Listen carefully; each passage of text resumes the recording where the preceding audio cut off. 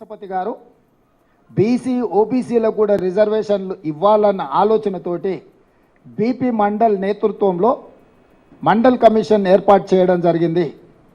BC ఓబీసీలను జనాభాను కులాలను అన్నిటిని ఒక అంచనా వేసి వాళ్ళకు కూడా రిజర్వేషన్లు ఇవ్వాల్సిన విధానాలను విధి విధానాలను ఖరారు చేయమని చెప్పి 1978లో రాష్ట్రపతి ఉత్తర్వుల ద్వారా బీపీ మండల్ నేతృత్వంలో కమిషన్ ఏర్పాటు చేసింది.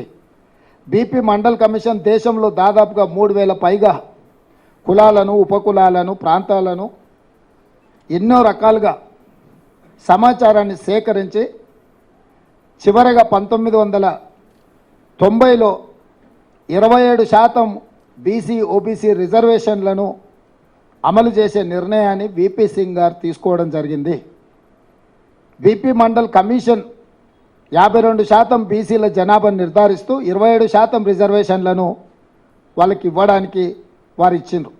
ఆ కమిషన్ నివేదికను వీపీ సింగ్ గారు ప్రధానమంత్రి ఉన్నప్పుడు 1990లో దాన్ని అమలు చేస్తూ ఉత్తర్వులను జారీ చేయడం జరిగింది. ఆనాడు ఆర్ఎస్ఎస్ అనుకూలమైన వర్గాలు ఈ రిజర్వేషన్లను వ్యతిరేకిస్తూ పూర్తి స్థాయిలో దేశంలో ఉన్నత వర్గాలకు అండదండగా నిలబడి వెన్నుదన్నుగా నిలుచుని మండల్ కమిషన్కు వ్యతిరేకంగా దేశం మొత్తము ఒక ఉధృతమైన ఉద్యమానికి పరోక్షంగా నాయకత్వం వహించిండ్రు. అదే సందర్భంలో న్యాయస్థానంలో కూడా వీటిని సవాల్ చేస్తే న్యాయస్థానము 9 మంది జడ్జిలతో కూడుకున్న ధర్మాసనము మండల్ కమిషన్ ఇచ్చిన తీర్పును ఆమోదిస్తూ ఎస్సీలకు 15%, ఎస్టీలకు 7.5%, 22.5% పోను 27% విద్యా ఉద్యోగాలలో బీసీ ఓబీసీలకు రిజర్వేషన్లు ఇవ్వండి అని తీర్పు ఇవ్వడమే కాకుండా వర్టికల్గా 50% మించకూడదు అనే నిబంధనను కూడా ఆ రోజు ఇంద్రసాహాని వర్సెస్ యూనియన్ ఆఫ్ ఇండియా కేసులో స్పష్టమైన తీర్పు ఇవ్వడం జరిగింది. అంటే సుప్రీంకోర్టు బీసీ ఓబీసీ రిజర్వేషన్లకు కూడా మండల్ కమిషన్ సిఫార్సులను అనుమతిస్తూ వర్టికల్గా 50% మించకూడదు అనే నిబంధన పెడుతూ ఆ విధంగా కాంగ్రెస్ పార్టీ తీసుకున్న బీసీ ఓబీసీ రిజర్వేషన్లు కూడా సంపూర్ణంగా సుప్రీంకోర్టు ఆమోదంతో ఆ రిజర్వేషన్లు అమలుకు వచ్చినాయి. బీసీ ఓబీసీలకు చట్టసభలల్లో రాజకీయపరమైన రిజర్వేషన్లు లేవు, కానీ ఎస్సీ ఎస్టీలకు ఏ రకంగా అయితే విద్యా ఉద్యోగాలలో రిజర్వేషన్లు ఉన్నాయో బీసీ ఓబీసీలకు కూడా రిజర్వేషన్లు అమలు జరిగినాయి. ఆనాటి నుంచి ఈనాటి వరకు బీసీ ఓబీసీలు చట్టసభలలో కూడా మాకు రిజర్వేషన్లు ఉండాలి, మా కోటా కేటాయించమని వివిధ సందర్భాలలో వాళ్ళ డిమాండ్ను వినిపిస్తూనే ఉన్నారు. దాని పట్ల కూడా రాజకీయ పార్టీలు వివిధ రకాలలో వివిధ సందర్భాలలో స్పందించడం జరిగింది. ఇప్పుడు ఎందుకు ఈ అన్ని అంశాలను కాంగ్రెస్ పార్టీ ప్రస్తావిస్తుంది అని అంటే, రాహుల్ గాంధీ గారు భారత్ జోడో యాత్ర సందర్భంగా ఈ దేశంలో 50% పైగా ఉన్న బీసీ ఓబీసీకి సంబంధించిన ప్రతినిధులు ప్రజలు రాహుల్ గాంధీ గారికి విజ్ఞప్తి చేసింది. 50% వర్టికల్ రిజర్వేషన్ లిమిట్ను తొలగించాలి, మా జనాభా దామాషా ప్రకారము మాకు రిజర్వేషన్లు కల్పించాలి, అప్పుడే మా సామాజిక ఆర్థిక పరిస్థితి మెరుగుపడుతుంది, వీటన్నిటిని కూడా అమలు చేయాలని వాళ్ళందరూ కూడా రాహుల్ గాంధీ గారికి విజ్ఞప్తి చేయడం జరిగింది. ప్రజలలో తిరిగి కన్యాకుమారి నుంచి కశ్మీర్ వరకు పాదయాత్ర చేసి 150 రోజులు 4000 కిలోమీటర్ల పాదయాత్రలో రాహుల్ గాంధీ గారు ప్రజల నుంచి వచ్చిన డిమాండును సూచనను దృష్టిలో పెట్టుకొని స్పష్టంగా ఏ రాష్ట్రంలో మా ప్రభుత్వం ఉంటే ఆ రాష్ట్రంలో తప్పకుండా మేము బీసీ జనాభాలను లెక్కించి నిధుల కేటాయింపుల్లో రిజర్వేషన్ల విషయంలో చట్టం చేస్తామని చెప్పిండు. కేంద్రంలో అధికారం వచ్చిన ఎంబడే బీసీ జనాభాను లెక్కించి ఓబీసీ జనాభాను లెక్కించి 50% పరిమితానికి లోబడిన రిజర్వేషన్లను కూడా తొలగించి 50% పైబడి కూడా బీసీ ఓబీసీలకు కూడా రిజర్వేషన్లు కల్పించడమే కాకుండా ఎస్సీ ఎస్టీలు ఎంత జనాభా ఉన్నారో అంత జనాభా ప్రాతిపదికన వాళ్ళకు కూడా రిజర్వేషన్లు ఇస్తాము అని చెప్పి రాహుల్ గాంధీ గారు చెప్పినారు. దాంట్లో భాగంగానే భారతదేశం యొక్క ఎక్స్రే అంటే ఒక మనిషిని ఎక్స్రే తీస్తే లోపల ఏమేమి ఉన్నాయో అన్నీ చూడడానికి వైద్యుడికి అవకాశం ఉంటుందో భారతదేశం యొక్క ఎక్స్రే తీసి జనాభాను లెక్కించి జనాభా దామాషా ప్రకారం ఎస్సీ ఎస్టీ ఓబీసీ రిజర్వేషన్లు అమలు చేయడమే కాకుండా నిధులను కేటాయిస్తామని చెప్పి ఒక స్పష్టమైన విధానాన్ని రాహుల్ గాంధీ గారు చెప్పడం జరిగింది. ఇది మా విధానం. మరి ఇప్పుడు బీజేపీ విధానం ఏంది? 1925లో ఆర్ఎస్ఎస్ను మొదలుపెట్టినప్పుడు వాళ్ళు ఒక నిర్ణయం తీసుకున్నారు. 100 సంవత్సరాల లోపు ఈ దేశాన్ని హిందూ దేశంగా ప్రకటిస్తామనేది ఒక నిర్ణయం. స్వతంత్రం వచ్చిన తర్వాత కాంగ్రెస్ పార్టీ అమలు చేస్తున్న రిజర్వేషన్లను రద్దు చేసి రిజర్వేషన్లు లేని దేశాన్ని ఏర్పాటు చేస్తామనేది రెండవది. ఈ రెండు విషయాలలో అన్ని రకాలుగా వాళ్ళు ఒక ప్రయత్నం చేస్తున్నారు. మూడవది, ఈ మధ్యలో నరేంద్ర మోడీ అమిత్ షాకు తోడైనరు ఇద్దరు, అదానీ అంబానీ. వీళ్ళు కార్పొరేట్ పెట్టుబడిదారులు. ఆనాడు ఈ దేశాన్ని ఆక్రమించుకోవడానికి ఈస్ట్ ఇండియా కంపెనీ మొట్టమొదట గుజరాత్ సూరత్లో ప్రవేశించింది. సముద్రం పక్కన సంసారం మొదలుపెట్టిన ఈస్ట్ ఇండియా కంపెనీ అక్కడి నుంచి కొంచెం కొంచెంగా జాతుల మధ్యలో ప్రాంతాల మధ్యలో వైరం సృష్టించి రాజ్యాలను ఆక్రమించి అఖండ భారతదేశాన్ని మొత్తాన్ని తమ గుప్పిట్లో పట్టుకొని కొన్ని వందల సంవత్సరాలు ఈస్ట్ ఇండియా కంపెనీ బ్రిటిష్ సామ్రాజ్యాన్ని ఏర్పాటు చేసుకున్నారు. ఇవాళ అదే సూరత్ నుంచి బయలుదేరిన అదానీ ఈనాటి ప్రధానితో కలిసి రిజర్వేషన్లను రద్దు చేసే కుట్రకి ఆర్ఎస్ఎస్ 1925 మొదలుపెట్టినప్పుడు 100 సంవత్సరాలు ఏదైతే టార్గెట్ పెట్టుకున్నారో 2025కు 100 సంవత్సరాలు పూర్తి కాబోతుంది. 2025 లోపల రాజ్యాంగాన్ని సమూలంగా మార్చి ఆర్ఎస్ఎస్ భావజాలంతో రాజ్యాంగాన్ని సవరించాలన్న ఆలోచనతోటి ఈరోజు అమిత్ షా నరేంద్ర మోడీ గారు దేశ సార్వభౌమాధికారం మీద దాడి చేస్తున్నారు. రాజ్యాంగాన్ని సమూలంగా మార్చాలని కంకణం కట్టుకొని రాజ్యాంగాన్ని మార్చాలి అంటే 2/3 మెజారిటీ కావాలి. అంటే 3/2 మెజారిటీ వాళ్ళ సొంతంగా ఉంటే ఇక మిగతా ఇతర రాష్ట్రాలలో శాసనసభలో తీర్మానాన్ని బెదిరించైనా ఆమోదింపజేయడానికి అన్ని రకాలుగా ప్రణాళికలు రచించి ఈరోజు ఎన్నికల బరిలో దిగి 400 సీట్లు గెలుస్తాము, 400 సీట్లు కావాలి అంటున్నారు. ఇస్ బార్ 400 పార్ అనేది ఎందుకు అని అంటే రాజ్యాంగాన్ని పూర్తిగా సమూలంగా మార్చివేసి రిజర్వేషన్లను రద్దు చేసి ఈ భారతదేశాన్ని రిజర్వేషన్ రహిత దేశంగా మార్చాలన్న ఆలోచనతోటి ఈరోజు వాళ్ళు మన మీద దాడి చేస్తున్నారు. నరేంద్ర మోడీ, అమిత్ షా ఈ దేశ మూలవాసులైన దళితులు, గిరిజనులు, బీసీ, ఓబీసీల మీద సర్జికల్ స్ట్రైక్ చేస్తున్నారు. ఈ సర్జికల్ స్ట్రైక్కి ఈ ఎన్నికలను క్షేత్రంగా వాళ్ళు ఈరోజు నిర్ణయం తీసుకున్నారు. దేశం అత్యంత ప్రమాదం వైపు వేగంగా ప్రయాణం చేస్తుంది. రాజ్యాంగం యొక్క మూల స్తంభాలైన రిజర్వేషన్ల ప్రక్రియ నుంచి సోషల్ ఫ్యాబ్రిక్ని అంతా కూడా దెబ్బతీసి ఈరోజు ఈ రకమైన కుట్ర జరుగుతుంది. ఈ కుట్రను తిప్పికొట్టడానికి మేము ప్రయత్నం చేస్తుంటే రాహుల్ గాంధీ గారి మీద అమిత్ షా, నరేంద్ర మోడీ గారు అసలు ఏ రకమైన దాడులు చేస్తున్నారంటే కాంగ్రెస్ పార్టీ అధికారంలోకి వస్తే హిందువుల ఆడబిడ్డల మెడలో ఉన్న తాలి పుస్తలు కూడా గుంజుకుంటారు, మీ ఆస్తులను గుంజుకొని ఇతరులకు పంచిపెడతారు, మీకు 2 ఇళ్ళు ఉంటే 1 ఇల్లు గుంజుకుంటారు. ఇట్లాంటి విచక్షణారహితమైన ఆరోపణలు చేయడమే కాకుండా బాధ్యతారహితంగా ఒక ప్రధానమంత్రి, కేంద్ర హోంశాఖ మంత్రిగా ఈరోజు వాళ్ళు మాట్లాడుతున్నారు. ఈ భారతదేశంలో ఎక్కడైనా సాధ్యమవుతుందా? తండ్రి ఆస్తి కొడుక్కి ఇవ్వాలంటే కూడా తండ్రి విరాసత్ ఇస్తే తప్ప ఆస్తుల బదిలీ జరగడం లేదు.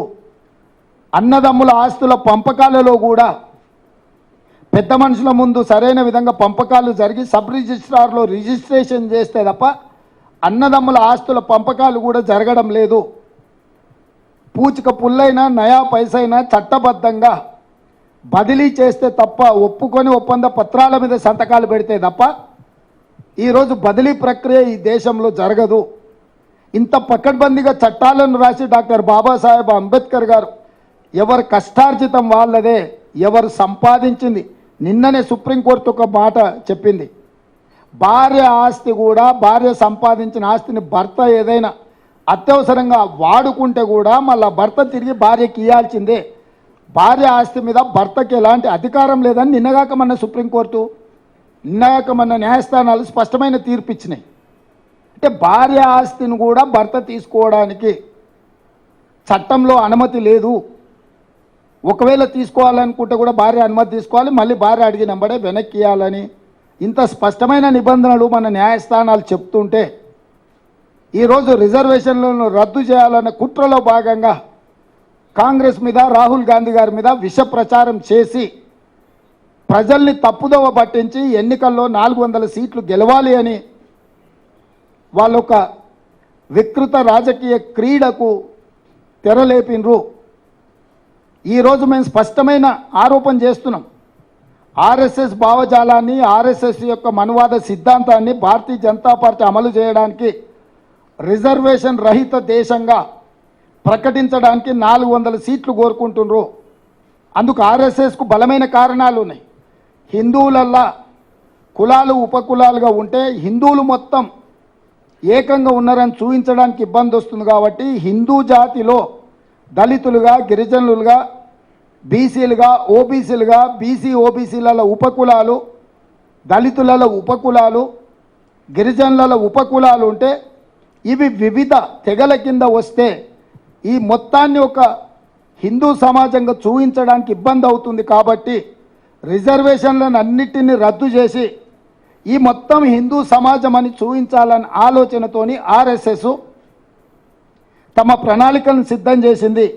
ఆర్ఎస్ఎస్ యొక్క ప్రణాళికను బీజేపీ అమలు చేస్తుంది.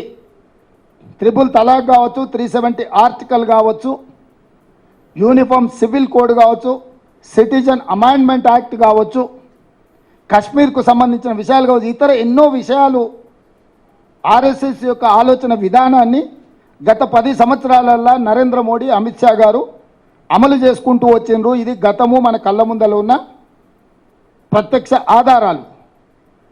ఇక వాళ్ళు మళ్ళీ వచ్చినా సరే రాకున్నా సరే ఏకంగా రాజ్యాంగం యొక్క సమూలమైన మార్పు చేయాలన్న ఆలోచనతోటి ఈరోజు రిజర్వేషన్లను రద్దు చేసే కుట్ర, రిజర్వేషన్లను రద్దు చేసే విధానాన్ని, తద్వారా దళితులను, గిరిజనులను, బీసీలను, ఓబీసీలను శాశ్వతంగా దెబ్బతీసి కార్పొరేట్ కంపెనీల ముందు కట్టుబానిసలుగా నిలబెట్టాలన్న ఆలోచన. ఇది ఆనాటి ఈస్ట్ ఇండియా కంపెనీ విధానం, ఈనాడు అదానీ అంబానీల యొక్క కొనసాగింపు విధానం. ఆ కొనసాగింపు విధానాన్ని అమిత్ షా, నరేంద్ర మోడీ గారు స్పష్టంగా అమలు చేస్తున్నారు. కిషన్ రెడ్డి గారు, బండి సంజయ్ గారు లేదా బీజేపీ నాయకులు ఎవరెంత మాట్లాడినా ఎందుకు నరేంద్ర మోడీ, అమిత్ షా గారు మేము ఎస్సీ, ఎస్టీ, ఓబీసీ, బీసీ రిజర్వేషన్లను రద్దు చేయము, ఈ 50% క్యాప్ తొలగించి మేము బీసీ జనాభాను లెక్కించి, బీసీ జనాభాను ఎందుకు లెక్కించాల్సి వస్తుంది? స్పష్టంగా సుప్రీంకోర్టు చెప్పింది. 27% బీసీ రిజర్వేషన్లను పెంచాలి అని అంటే వాళ్ళ జనాభాను లెక్కించి జనాభా ఆధారంగా 27% పెంచండి. టోటల్గా వర్టికల్గా 50% మీరు పైకి పెంచాలి అంటే ఎస్సీ, ఎస్టీ జనాభా ఉన్నది, మిగిలిన బీసీ జనాభాను, ఓబీసీ జనాభాను లెక్కించి ఆ లెక్కల ప్రకారం మీరు 50% పైన రిజర్వేషన్లు పెంచడానికి అవకాశం ఉందని సుప్రీంకోర్టు చెప్పింది. ఇది చారిత్రాత్మకమైన అవసరం బీసీ జనాభా లెక్క కట్టడం. ఎందుకు అనంటే బీసీ, ఓబీసీ రిజర్వేషన్లను 27% నుంచి పైకి పెంచాలి అనంటే వాళ్ళ జనాభాను లెక్కించాలి. వాళ్ళ జనాభాను లెక్కించినప్పుడు మాత్రమే రాజ్యాంగం కానీ, సుప్రీంకోర్టు కానీ వాళ్ళ రిజర్వేషన్లను 27% నుంచి పైకి పెంచడానికి అవకాశం ఉంటుంది. దాన్ని దృష్టిలో పెట్టుకునే కాంగ్రెస్ పార్టీ ఈరోజు బీసీ జనాభాను లెక్కించాలి, బీసీ జనాభాల దామాష ప్రకారం రిజర్వేషన్లు పెంచాలి అని మేమంటుంటే ఒకవేళ ఆ లెక్కలు పెడితే రిజర్వేషన్లను పెంచాల్సి వస్తుంది. మేము రిజర్వేషన్ల రద్దు విధానానికి ఇది విఘాతము అని చెప్పి ఈరోజు బీజేపీ కుట్ర చేసి బీసీ జనాభాను లెక్కించకుండా ఈ దేశంలో ఉన్న అన్ని రిజర్వేషన్లను రద్దు చేయాలని కుట్ర జరుగుతుంది. ఎక్కడ కూడా ఈరోజు వరకు ఏ రాష్ట్రంలో కూడా నరేంద్ర మోడీ గారు, అమిత్ షా గారు ఎస్సీ ఎస్టీ బీసీ ఓబీసీ రిజర్వేషన్లు రద్దు చెయ్యము, వాళ్ళ జనాభా దామాష ప్రకారం రిజర్వేషన్లు పెంచుతామని ఎక్కడ కూడా మాట్లాడడం లేదు. ఈరోజు మేము చేసే ఆరోపణ మీద కూడా ఎక్కడ కూడా వాళ్ళిద్దరు స్పందించడం లేదు.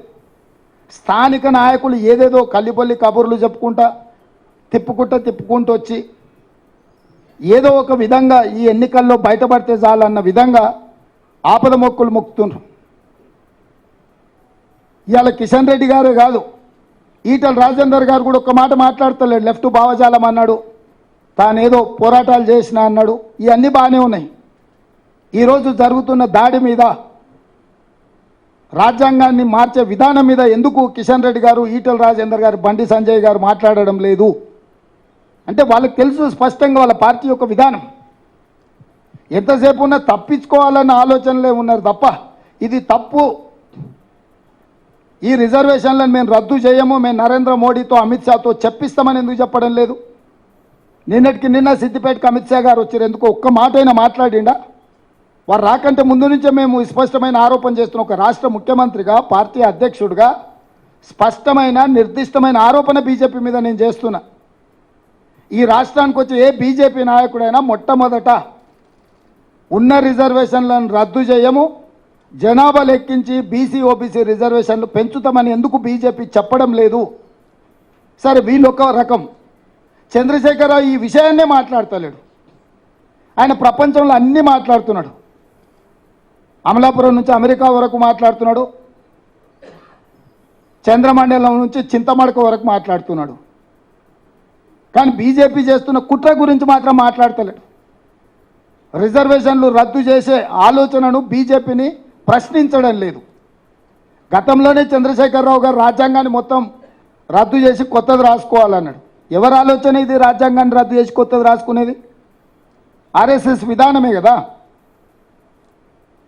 ఇవాళ చంద్రశేఖరరావు స్వయంగా భావజాలానికి ప్రభావితమైందా, లేకపోతే జైల్లో ఉన్న బిడ్డకు బెయిల్ కోసము ఈరోజు ఎస్సీ ఎస్టీ బీసీ ఓబీసీ రిజర్వేషన్లను తాకట్టు పెట్టి బీజేపీకి సహకరిస్తున్నాడా? చంద్రశేఖరరావు గారు కూడా తన విధానాన్ని ప్రకటించాలి.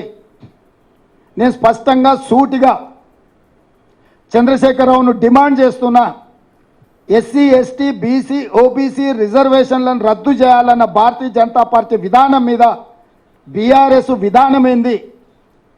ఒకవేళ మీ విధానము రిజర్వేషన్ల రద్దును వ్యతిరేకిస్తే మీ పోరాట కార్యాచరణ ఏంది? బీజేపీకి వ్యతిరేకంగా 100 రోజులైన మా ప్రభుత్వాన్ని దిగిపోవాలి, మా ప్రభుత్వాన్ని పడగొట్టాలని కార్యాచరణ ప్రకటించి బస్సు యాత్ర చేస్తున్నా అంటున్నావు కదా. 10 సంవత్సరాల అధికారంలో ఉండి ప్రజలందరినీ పీల్చి పిప్పి చేసి అక్రమ కేసుల ద్వారా ఈరోజు రాజ్యాంగాన్ని దెబ్బతీసే మోడీ మీద నీ పోరాట కార్యాచరణ ఎక్కడుంది? 5 ఏళ్ల కోసం ఎన్నుకున్న మా ప్రభుత్వాన్ని ఇప్పటికిప్పుడు దించేయాలని కేసీఆర్ గారు, కేటీఆర్ గారు, హరీష్ గారు అంటున్నారు. 10 ఏళ్ళు ప్రజల్ని మోసం చేసిన మోడీని దించడానికి మీ దగ్గర ఉన్న కార్యాచరణ ఏంది? 100 రోజులే అయిన మా ప్రభుత్వమా మీ టార్గెట్? 10 సంవత్సరాల నుంచి ప్రజల్ని వంచి దేశాన్ని దోసుకుని ప్రధానమంత్రి అయిన నరేంద్ర మోడీ గారు ఆనాడు 55 లక్షల కోట్ల రూపాయలు దేశం మీద అప్పు ఉంటే ఈరోజు 168 లక్షల కోట్ల రూపాయలు అప్పయింది. ఒక్క నరేంద్ర మోడీ గారు 10 సంవత్సరాలలో 113 లక్షల కోట్ల రూపాయల అప్పు తీసుకొచ్చిండు. 14 మంది ప్రధానమంత్రులు 67 సంవత్సరాలు చేసిన అప్పు 55 లక్షల కోట్లు అయితే 10 సంవత్సరాలలో ఒకే ఒక్క నరేంద్ర మోడీ దానికంటే 2 పైన అప్పు చేసిండు. ఒక్కసారైనా ఈ అప్పు ముప్పు గురించి కేసీఆర్ మాట్లాడాడు. ఎందుకంటే 69,000 కోట్ల రూపాయలతో ఉన్న తెలంగాణ రాష్ట్రం ఆయన చేతులు పెడితే ఆయన 7 లక్షల కోట్ల రూపాయలు అప్పు చేసిండు. ఇద్దరు ఒకే రకమైన విధానాన్ని అవలంబించడం ద్వారా రాష్ట్రాన్ని ఈయన అప్పుల కూపంలో నెట్టితే దేశాన్ని మొత్తం అప్పుల ఊపిలో మోడీ కూర్చేసిండు. ఇక వీళ్ళిద్దరు ఒప్పందం బెయిల్ కోసం అయితే నిన్నటికి నిన్న మేడ్చల్ ఎమ్మెల్యే స్పష్టంగా చెప్పిండు, మేము బీజేపీ గెలిపిస్తాం, బీజేపీ గెలుస్తుంది మల్కాజ్గిరిలో అని. ఇంకా కూడా కేటీఆర్కు మరి సోయి ఉందా లేదా ఇవాళ మాట్లాడుకుంటా, అసలు అప్పటికప్పుడు ఉన్న పలంగా నిజంగానే బీజేపీతో వీళ్ళకి వైరం ఉంటే మల్లారెడ్డిని పార్టీలకు వెళ్ళి సస్పెండ్ చేయాలి.